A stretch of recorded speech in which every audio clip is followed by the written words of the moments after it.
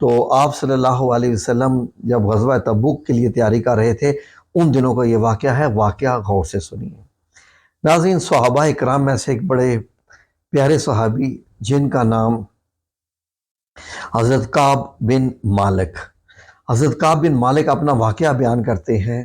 اس واقعے میں ناظرین آپ کو بہت ساری چیزیں ملنے والی ہیں جو کہ آپ کے ایمان اور جھوٹ، سچ، توبہ اور رسول اللہ صلی اللہ علیہ وسلم کا مقام، بہت ساری چیزیں آپ کو سمجھنے میں ملیں گی۔ ناظرین، واقعہ شروع ہوتا ہے ایسے کہ حضرت کعب بن مالک بیان کرتے ہیں کہ میں اپنی زندگی میں کبھی بھی اتنا صحت مند اور اتنا مال والا نہیں تھا جتنا اس موقع پر تھا۔ کب؟ جب غزوہ تبوک کی تیاری ہو رہی تھی۔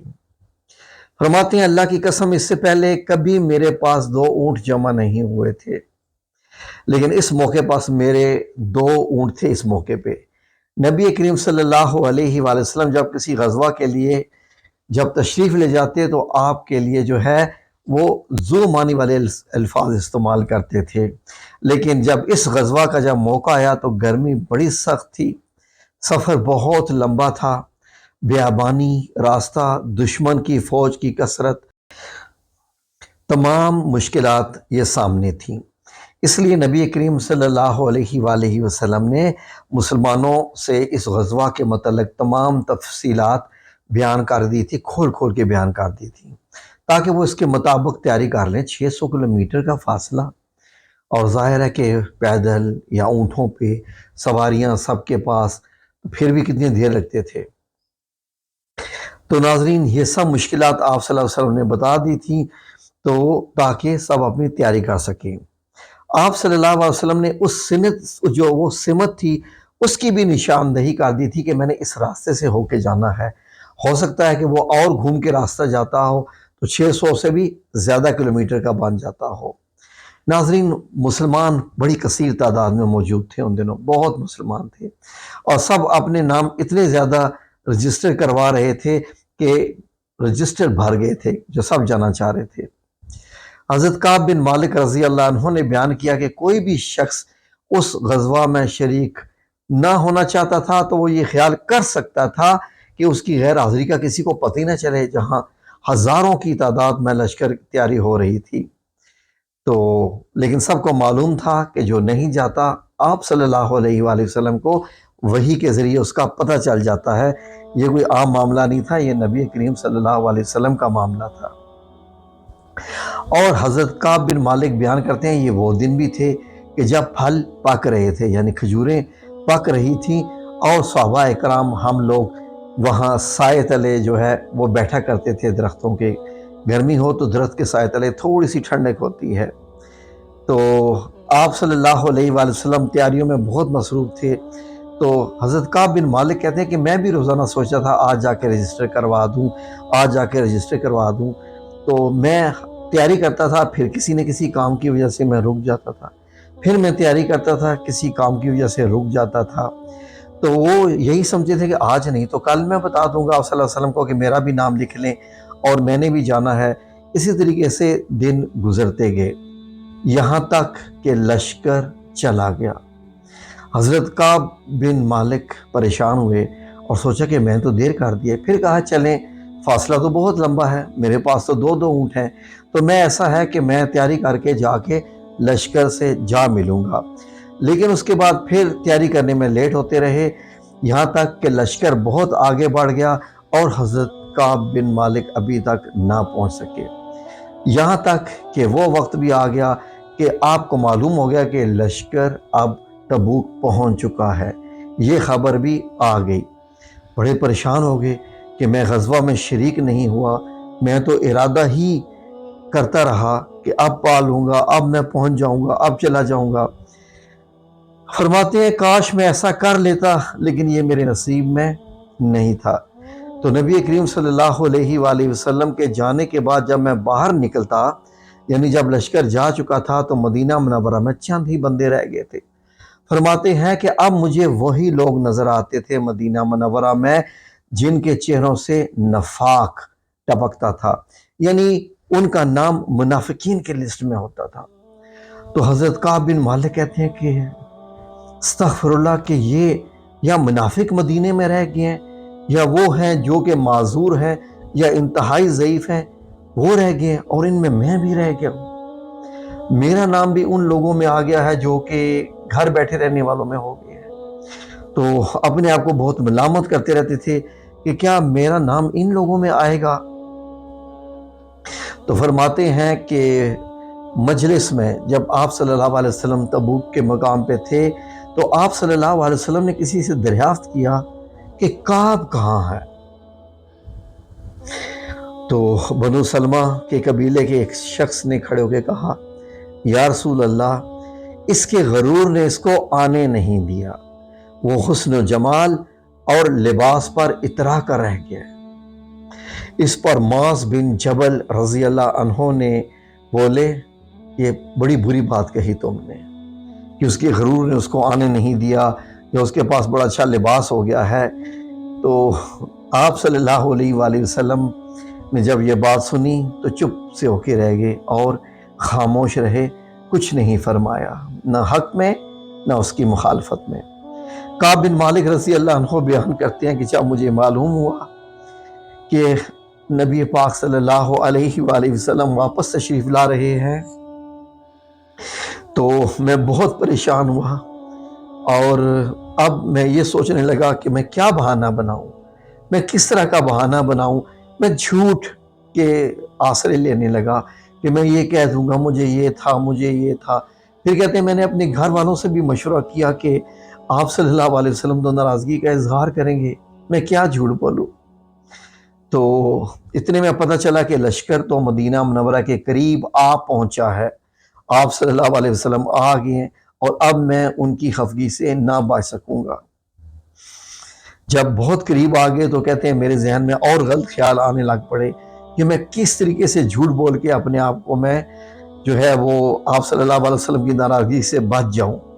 لیکن آخر پہ میں نے یہ ارادہ کیا کہ قصور تو مجھ سے ہو گیا ہے، غلطی تو بہت بڑی ہو گئی ہے، لیکن میں جھوٹ نہیں بولوں گا، میں آپ صلی اللہ علیہ وسلم سے سچ ہی کہوں گا۔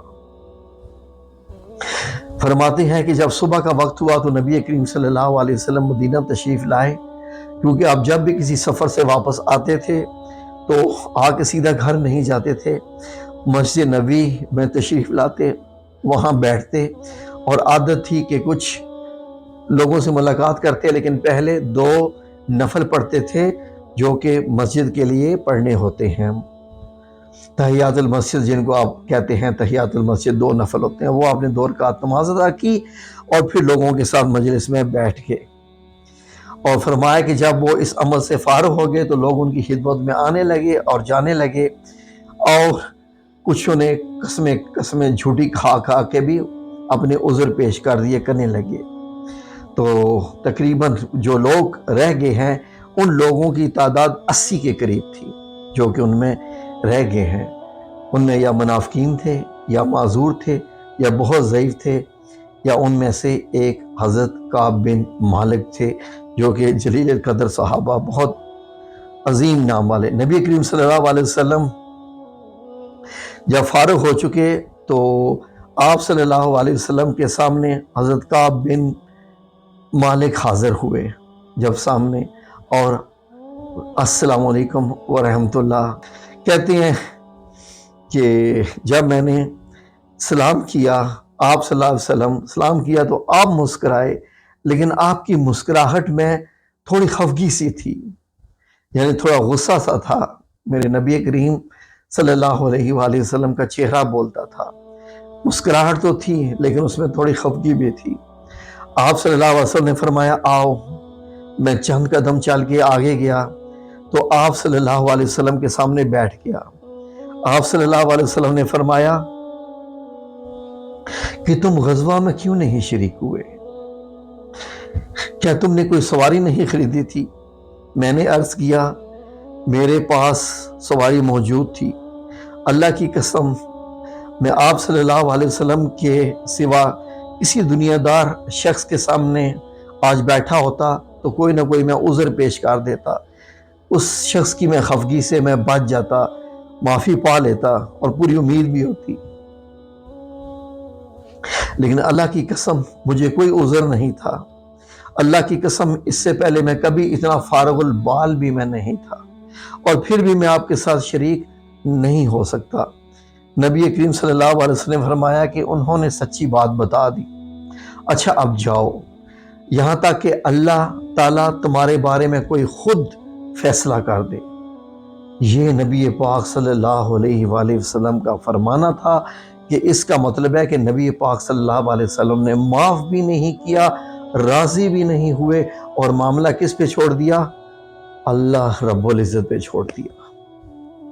فرماتے ہیں کہ میں وہاں سے اٹھ گیا اور میرے پیچھے بنو سلمہ کے کچھ اور لوگ بھی دوڑے ہوئے آئے اور مجھ سے کہنے لگے، اللہ کی قسم ہمیں تمہارے متعلق یہ معلوم نہیں تھا کہ اس سے پہلے تم نے کوئی گناہ کیا ہے اور تم نے بڑی کوئی کوتاہی کی ہے،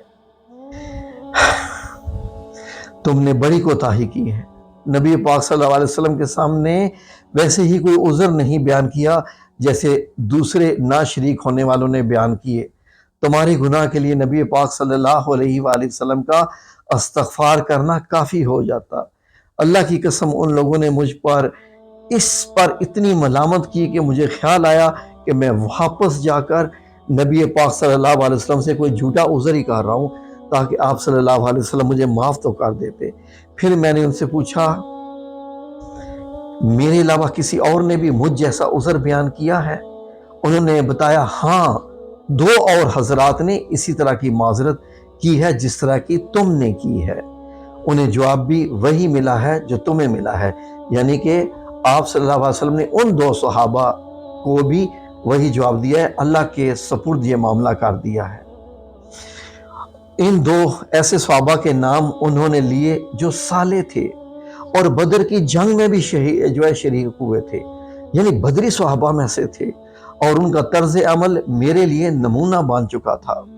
چنانچہ انہوں نے جب ان بزرگوں کا نام لیا تو میں بھی اپنے گھر چلا آیا، اور نبی پاک صلی اللہ علیہ وسلم نے لوگوں کو ہم سے بات چیت کرنے سے ممانعت کر دی، تینوں سے۔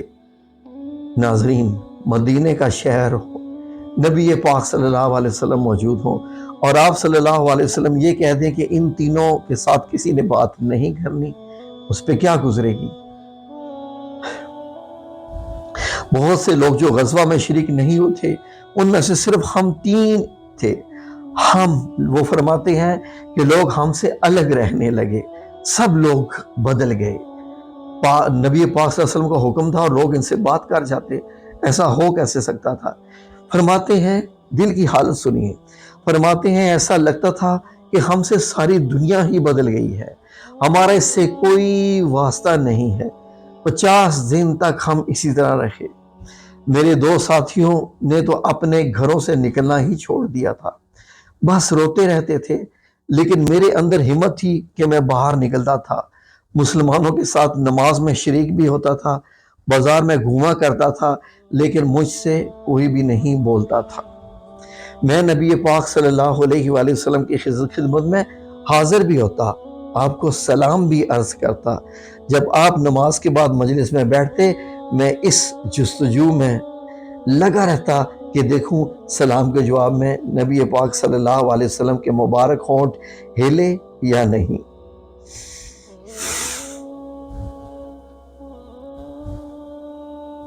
پھر آپ کے قریب ہی نماز پڑھنے لگ جاتا، کوشش کرتا کہ آپ صلی اللہ علیہ وسلم کے قریب ہی رہوں، اور آپ کو جو ہے وہ جیسے چھپ چھپ کے دیکھنا ہوتا ہے نا، میں دیکھتا رہتا تھا۔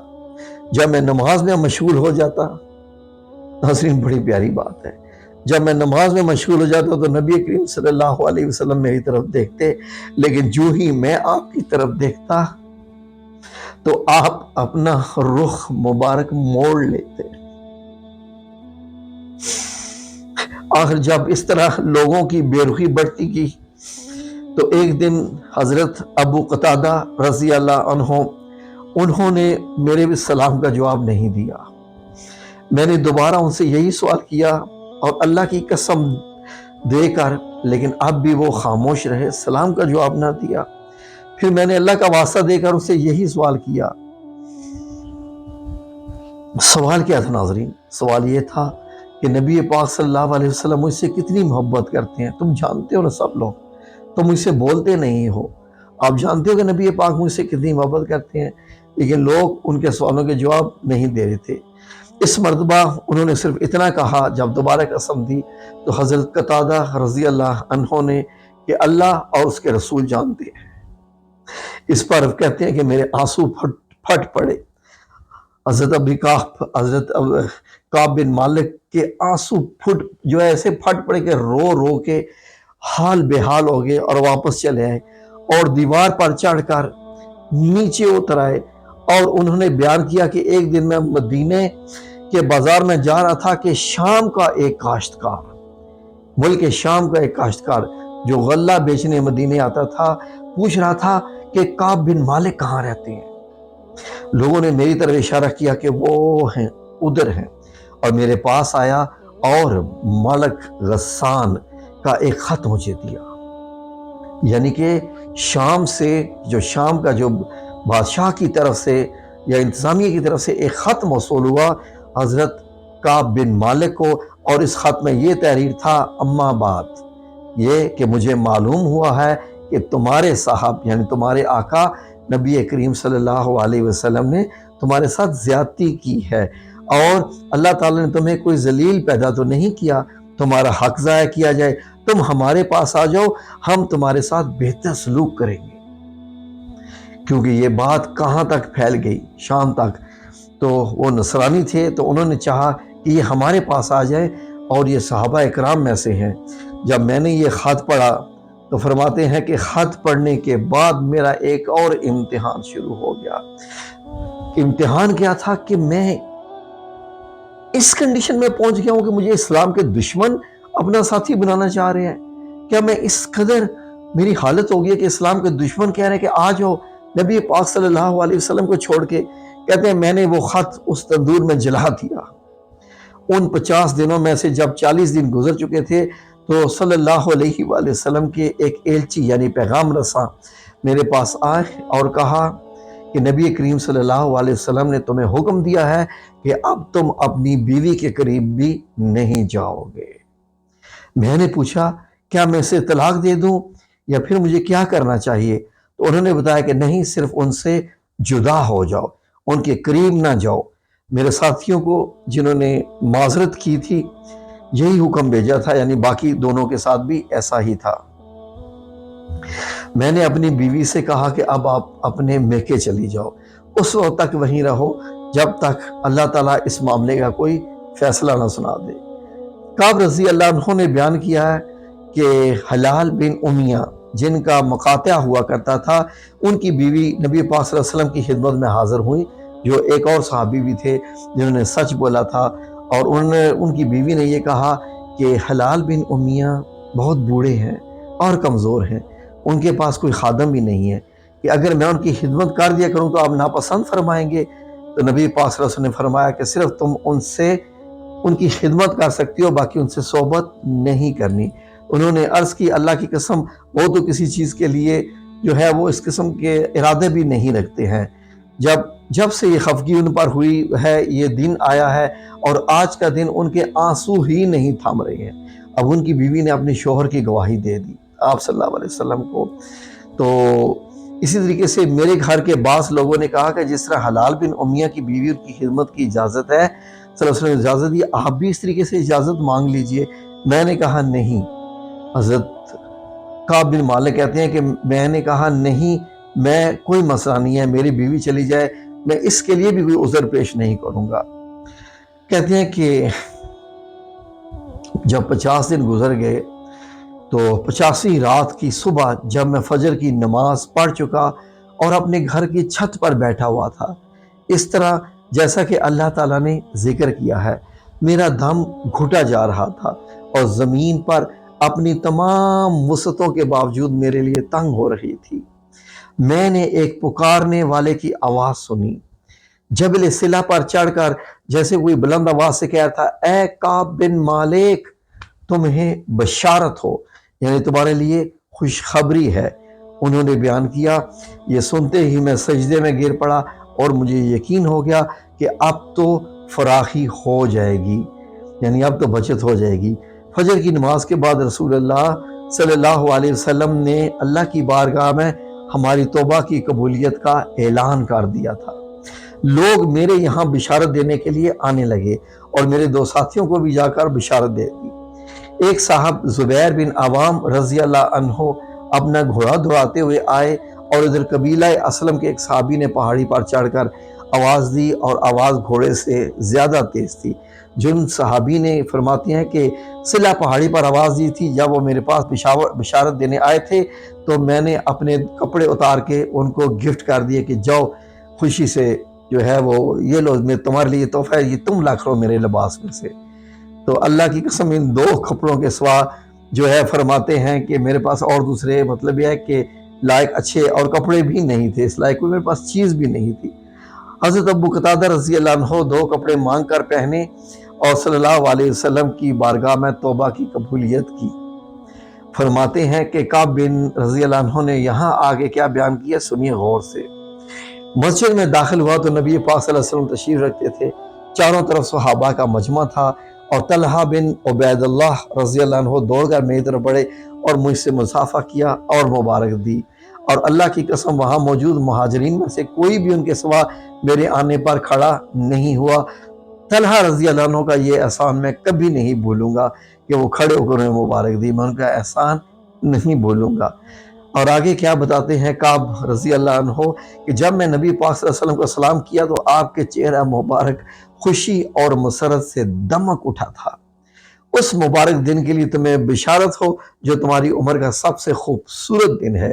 انہوں نے بیان کیا، میں نے عرض کیا یا رسول اللہ صلی اللہ علیہ وسلم یہ بشارت آپ کی طرف سے ہے یا اللہ رب العزت کی طرف سے ہے؟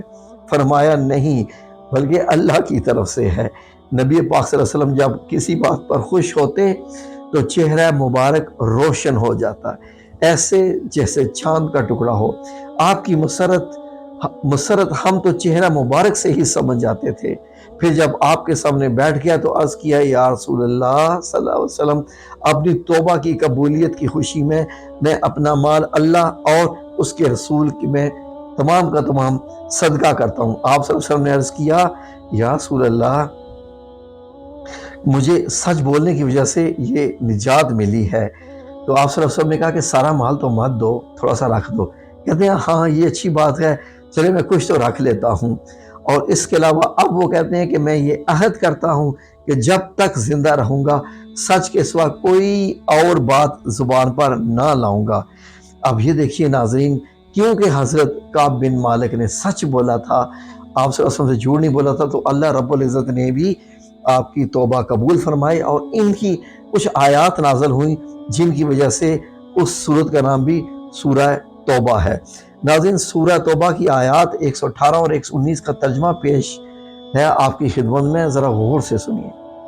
اور ان تینوں پر بھی جن کا معاملہ ملتوی کیا گیا تھا یہاں تک کہ جب انہیں زمین پر باوجود فراخی کے ان پر تنگ ہو گئی تھی اور ان کی جانیں بھی ان پر دو بھر ہو گئیں، اور انہوں نے جان لیا کہ اللہ کے ہاتھ سے خود کو سوا کوئی پناہ نہیں، پھر اللہ نے ان پر مہربانی کی تاکہ وہ توبہ کرے، بے شک اللہ توبہ قبول کرنے والا اور مہربان ہے۔ تو ناظرین جب آپ سچ بولتے ہیں تو اللہ رب العزت کی مدد آپ پہ آتی ہے، خواہ آپ کسی کام کے لیے بھی وہ توبہ کریں۔ تو یہ ناظرین سچ بولنے کا انجام لکھیے، مجھے امید ہے کہ آپ لوگوں نے اسے پسند کیا ہوگا۔ اس میں سے آپ نے بڑے سبق بھی جو ہے وہ اخذ کیے ہوں گے انشاءاللہ باذن اللہ۔ جزاکم اللہ خیر، اللہ آپ سب لوگوں کو اپنی حفظ و امان میں رکھے، آمین یا رب العالمین برحمتک یا ارحم الراحمین۔